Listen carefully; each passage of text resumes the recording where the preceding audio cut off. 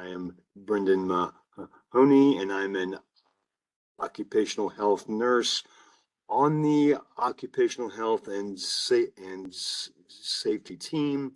And I just wanted to thank uh, Drania for that nice introduction, and for my fellow teammates for their assistance in this presentation.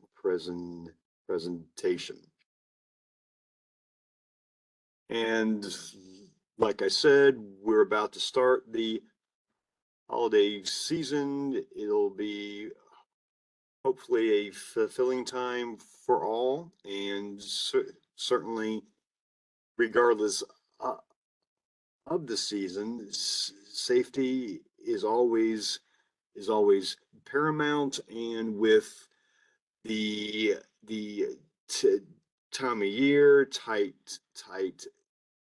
time frames, the time that we also work in our places of employment, it can add a lot of stress and workload. So I want to reinforce some things with regards to safety that you may know, and other things that might be new information. Uh-huh.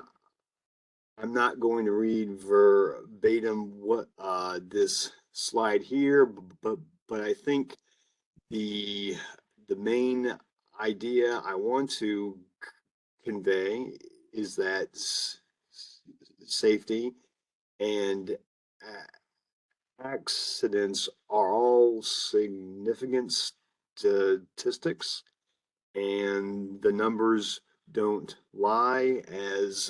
Uh, as this time of year, accidents can be more prevalent due to the activities that we have and the things we're trying to accomplish during the holiday season.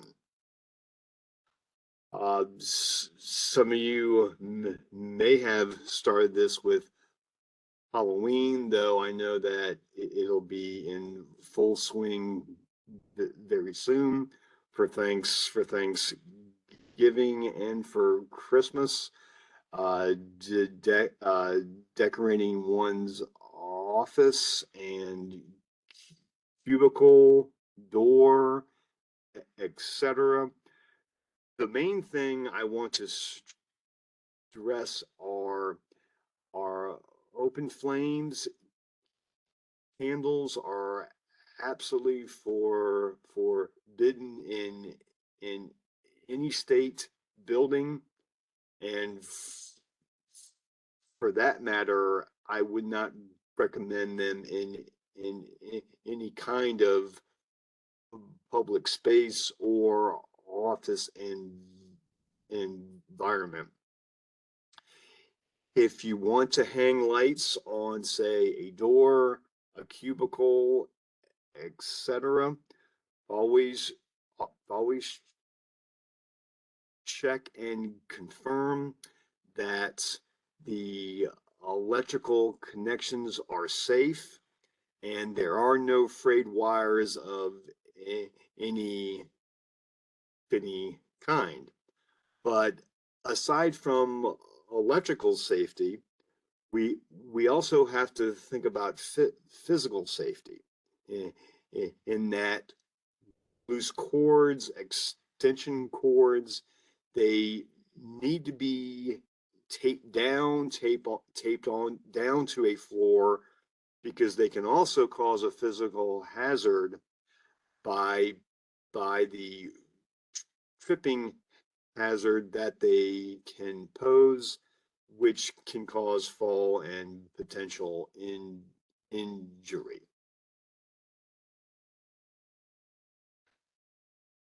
During this holiday season, people do travel to by by car, bus, and by airplane.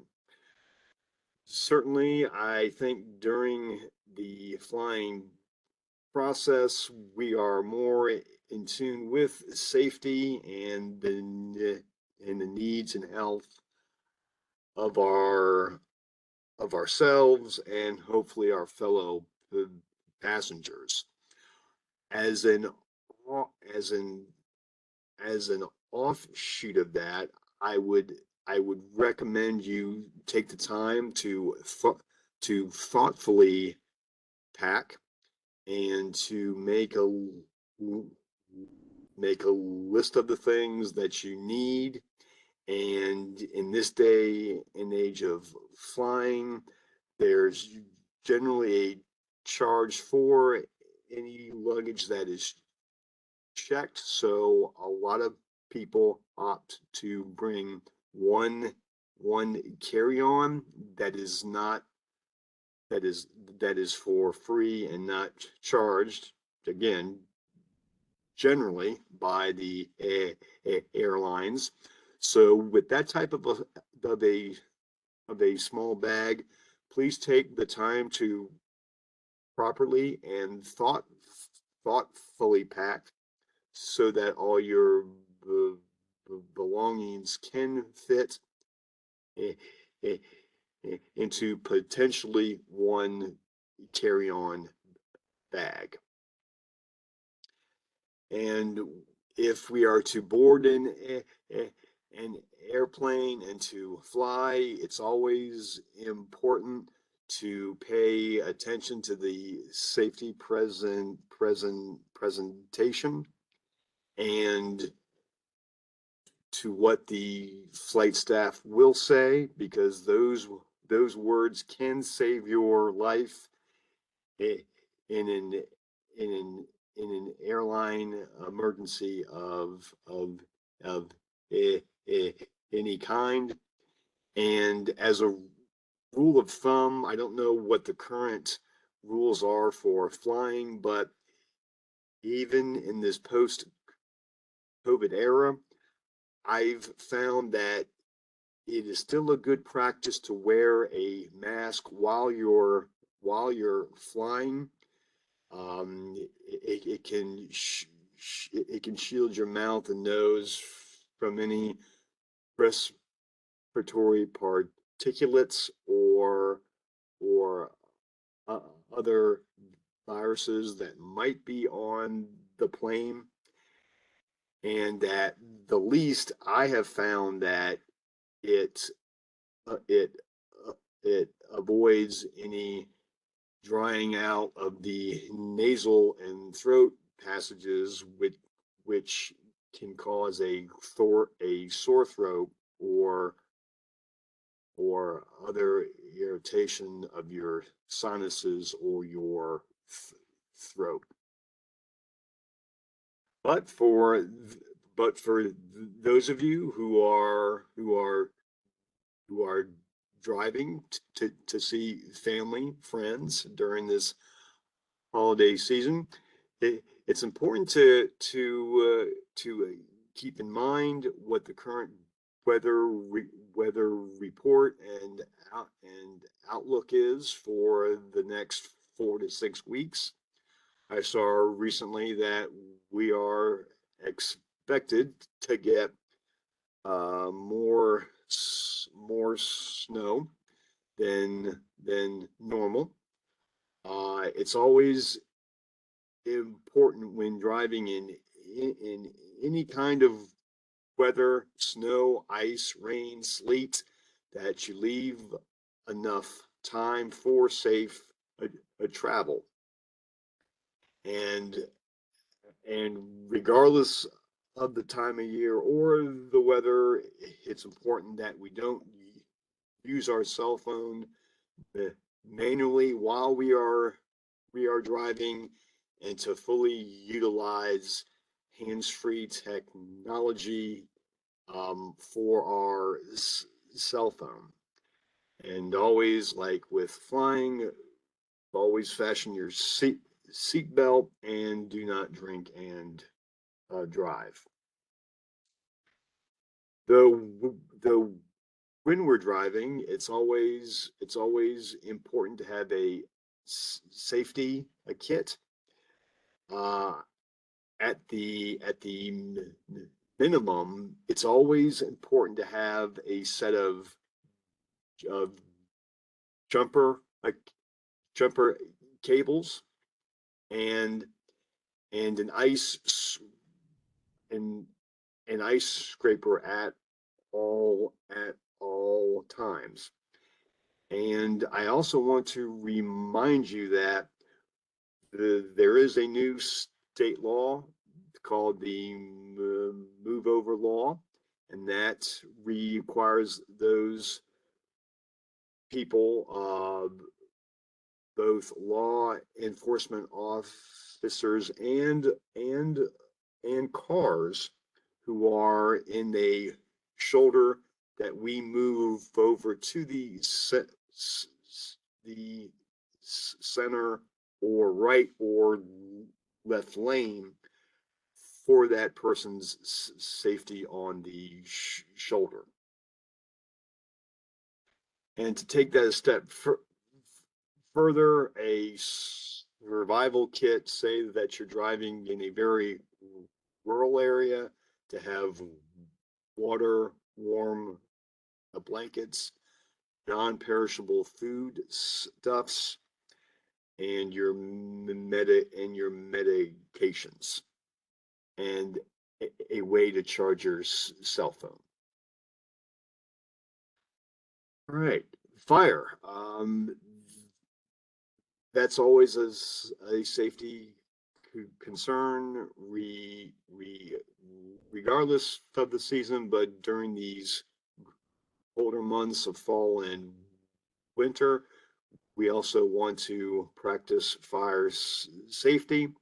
And a good starting point for that is to make sure that our chimneys are are are cleaned out, and because due to creosote buildup, it, it's important, if we intend to have a fire, that our chimneys are in clean and good and structural working order. And with that and fire, we cannot forget about our smoke detectors in our home. We have probably heard of changing the batteries twice a year, when we fall back and spring forward during the fall and spring. I recently found out that a smoke detector is only good for 8 to 10 years, and should be replaced after 10 years. So that is also an important information.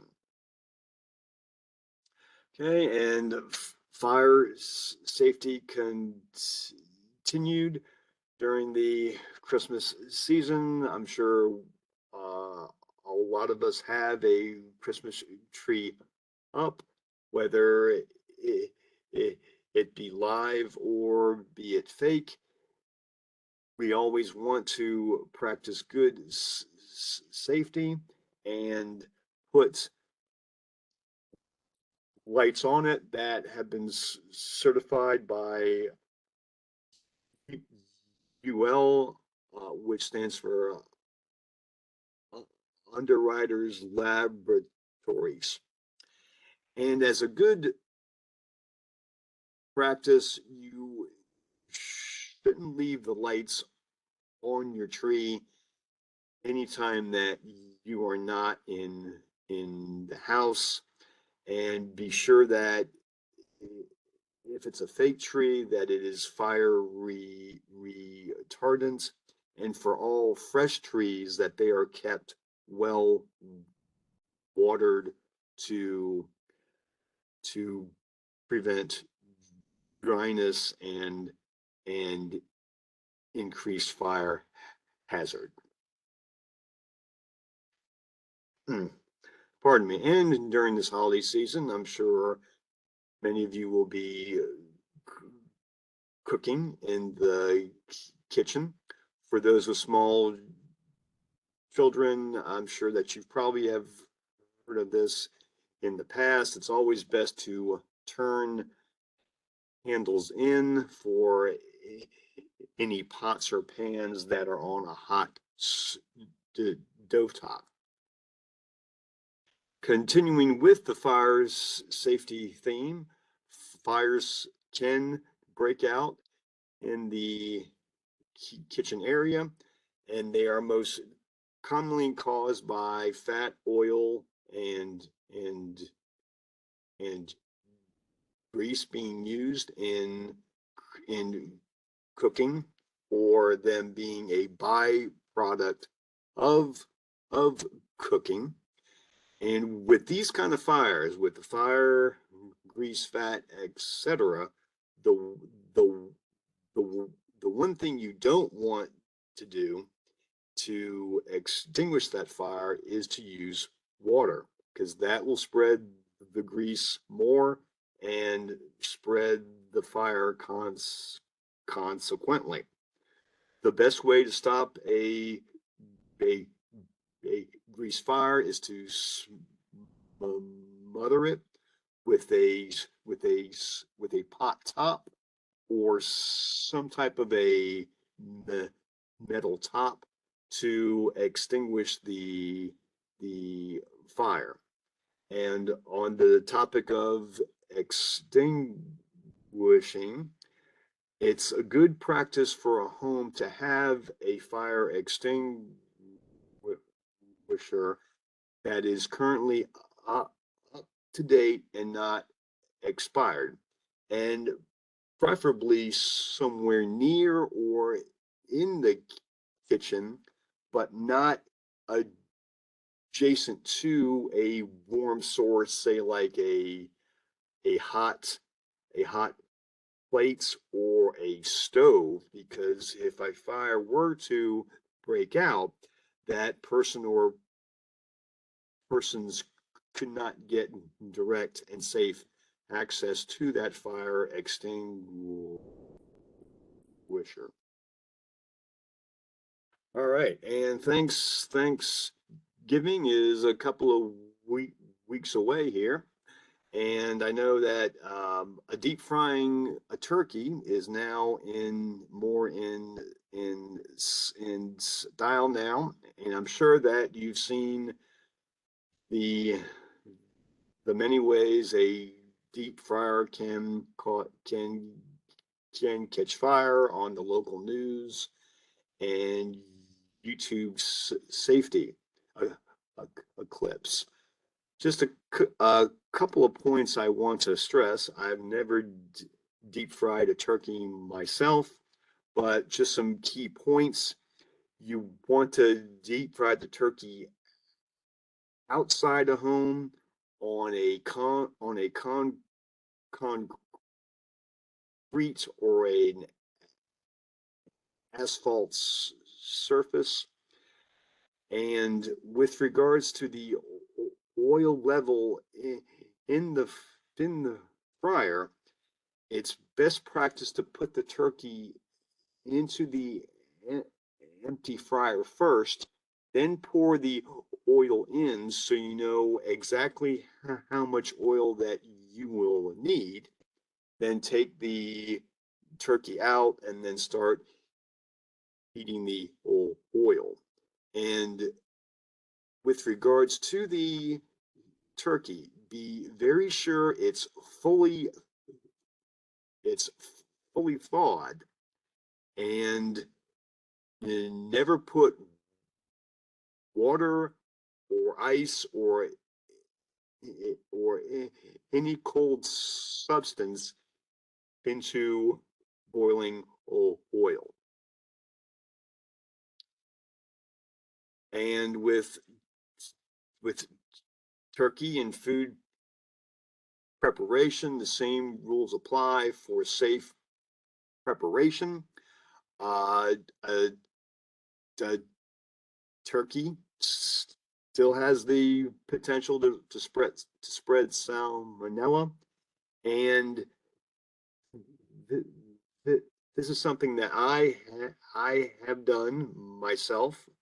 Now that I won't, because I read this, you don't have to rinse a turkey to clean off any impurities, because that will be done during the cooking process.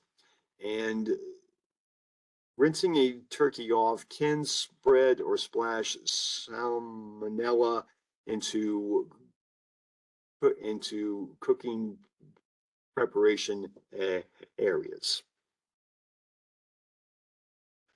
All right. During this holiday season, I'm sure that you may be going to a friend's or work party or a person's private party for the holiday season.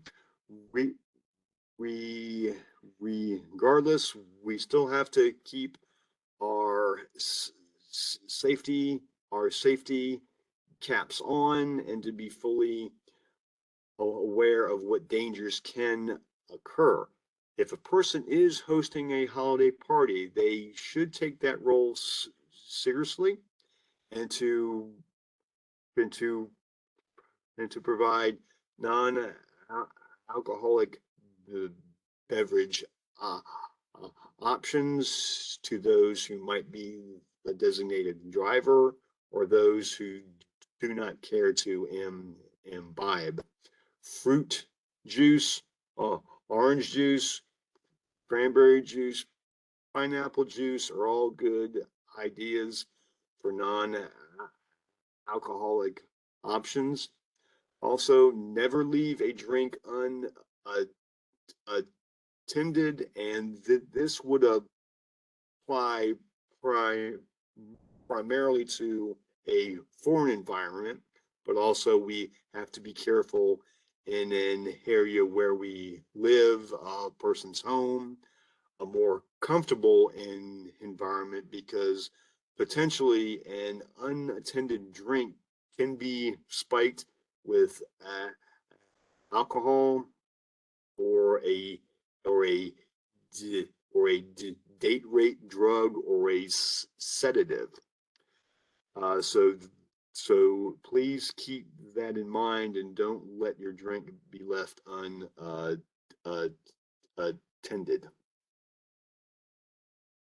All right, safe, safe uh, climbing. I know that you probably have seen or probably saw the National Lampoon's Christmas Vacation, with him hanging lights. And certainly we want to be careful with climbing any kind of ladder during this holiday season. If I may, I like to discuss something else that we are we should do or have to do, and that's cleaning our gutters of leaves that are currently falling now.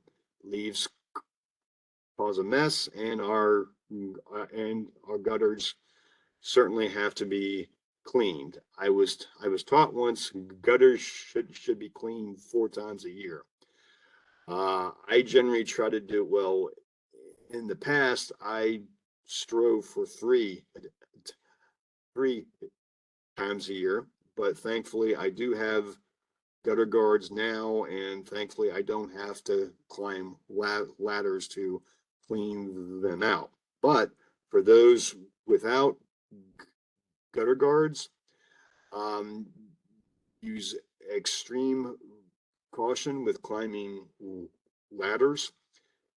If you have the means, it's probably a good time to hire a professional to clean out the gutters.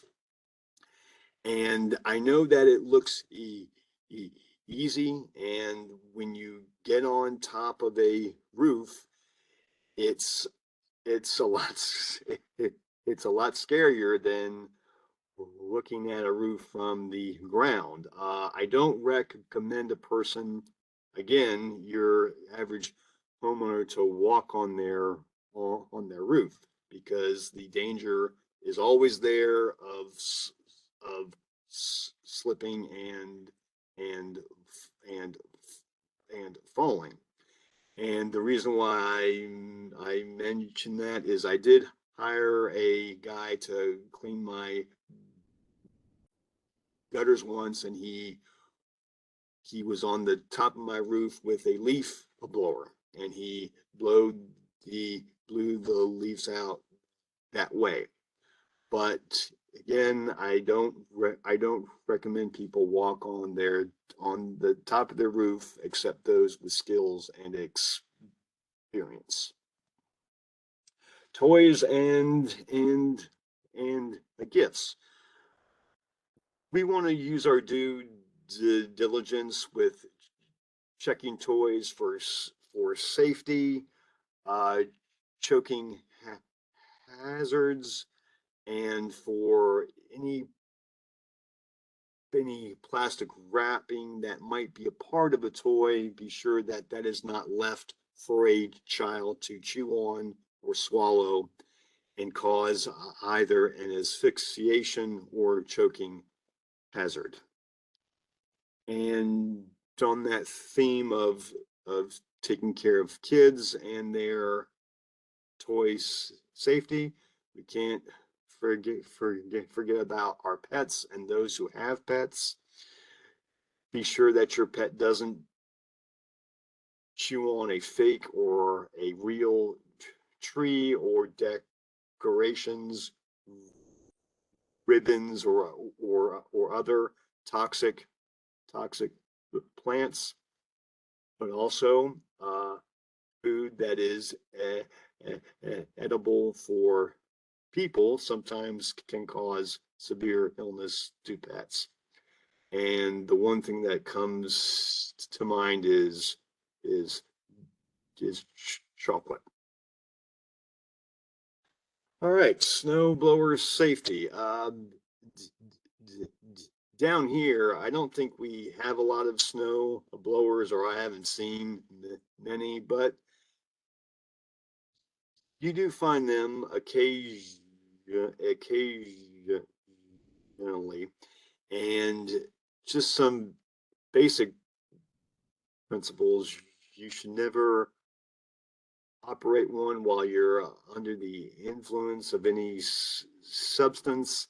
And similar to mowing a lawn, I would be careful in using a snow blower on your lawn or a surface that you haven't spot checked first for something that may be covered under the snow, like a large tool, a screwdriver, a large piece of wood, etc., because that can potentially damage this snowblower or a lawnmower for that matter. And I think I covered that there. And again, if you do own a blower, be mindful of your safety and the safety of your neighbors. And for those of us who don't have a snow blower and we have to remove the snow the old fashioned way, we want to be careful with snow shoveling, where we want to wear the the proper shoes, boots, coat, hat, because we don't want to get cold and potentially suffer from hypothermia while we're shoveling snow. With regards to the type of shovel, I have found, and I think this is commonly found, it's probably better to use a plastic snow shovel in, in, in that it's safer and won't cause chipping or damage to your driveway, sidewalk, or bricks structures.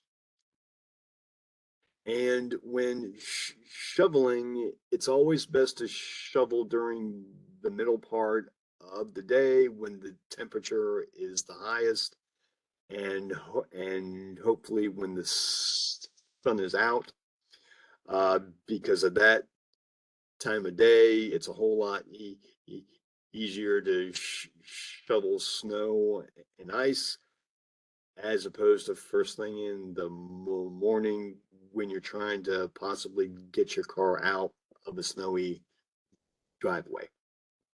And with your posture and mechanics, it's always safest to shovel with your, or pardon me, lift with your legs and not your back.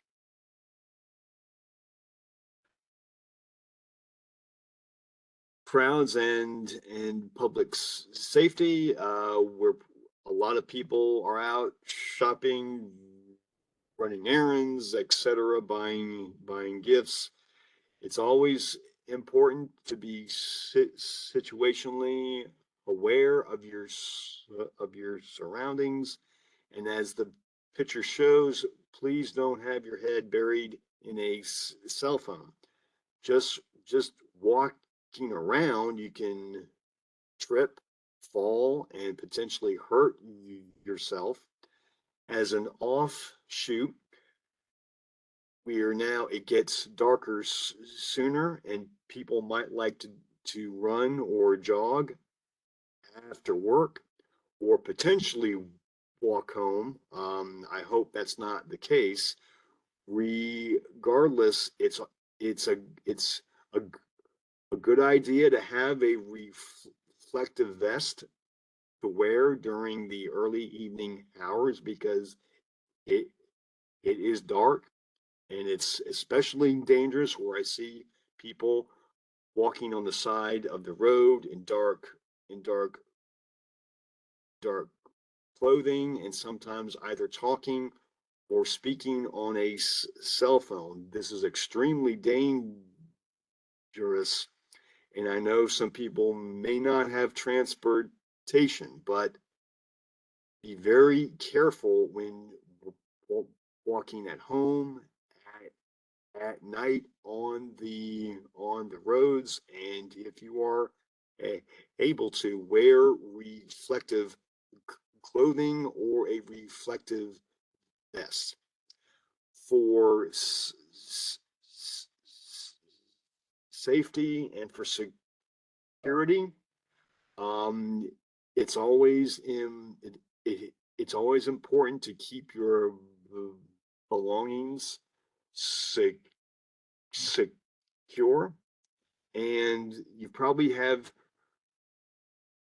heard of the saying, never tempt a thief, or never give a thief a reason to break into your car. So if at all possible, keep all gifts and valuables locked in your trunk and out of sight.